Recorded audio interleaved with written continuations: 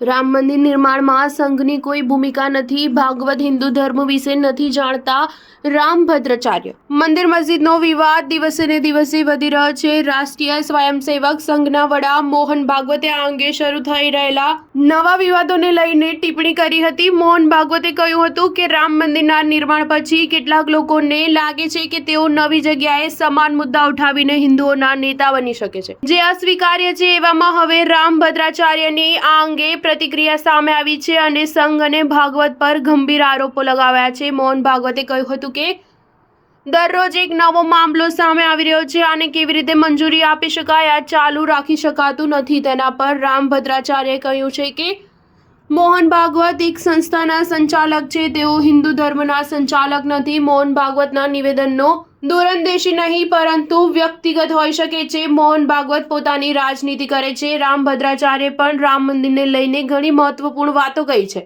તેમણે કહ્યું કે રામ મંદિર નિર્માણમાં સંઘની કોઈ ભૂમિકા નથી. સંઘ ન હતો ત્યારે પણ હિન્દુ ધર્મ હતો. રામ મંદિર આંદોલનમાં તેમની કોઈ ભૂમિકા નથી. ઇતિહાસ આનો સાક્ષી છે. અમે જુબાની આપી તેમજ અમે 1984થી સંઘર્ષ કર્યો. આમાં સંઘની કોઈ ભૂમિકા નથી. સંભલમાં શરૂ થયેલા મંદિર મસ્જિદ વિવાદ પર રામ ભદ્રાચાર્યએ કહ્યું કે અમને અમારો ભૂતકાળ જોઈએ છે.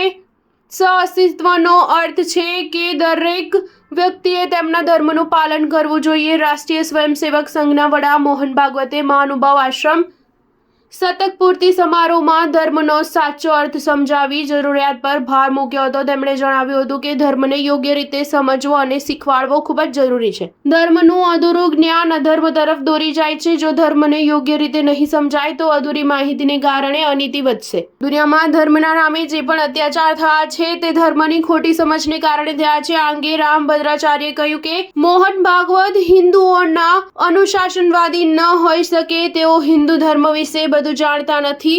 દરેક વ્યક્તિને તેના ધર્મનું પાલન કરવાનો અધિકાર છે. તેમનું નિવેદન દુર્ભાગ્યપૂર્ણ છે. ન્યૂઝ 7 હંમેશા સચ્ચાઈની સાથે.